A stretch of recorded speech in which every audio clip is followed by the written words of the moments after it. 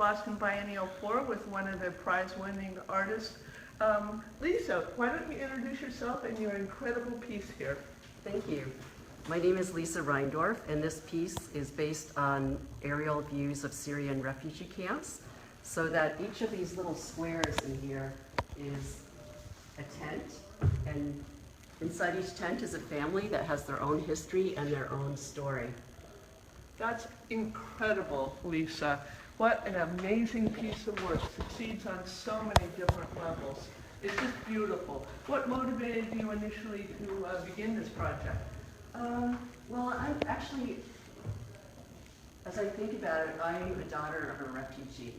And so I feel sympathy with refugees and realize that they're leaving their homes and they're going to conditions that are very challenging for them.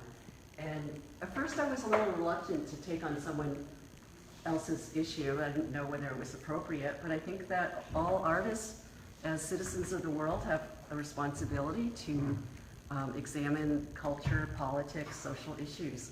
And this was very meaningful to me. And formally, I just want to describe the piece as all these tents are in a flowing desert, and they're caught between mountains. They're pushed down toward the ocean, and so the piece kind of flows down into the ocean. So they're in very challenging circumstances. They are surrounded by, mountains and mesas and this kind of waterfall, plunging cliff element, and then they go right down to the ocean. And the ocean is no refuge either, as we know from the stories. As we know from the tragic stories.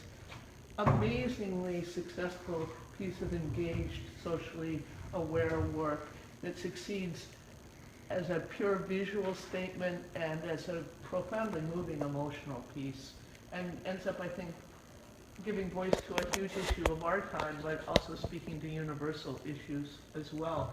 Yeah, I think sometimes art can say things that just writing or photographs can't do, and I'm trying to convey the vastness of the problem that these people are caught in very challenging circumstances. So there's kind of like a rigid, kind of almost militaristic grid overlaid on this flowing landscape.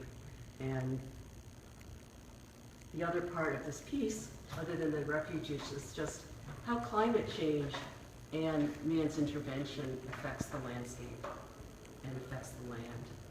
I totally get that. And as you know, with the Boston Biennial this time, we were fortunate to have 20 celebrity guest jurors, each pour over the hundreds of pieces of included work and pick their one favorite.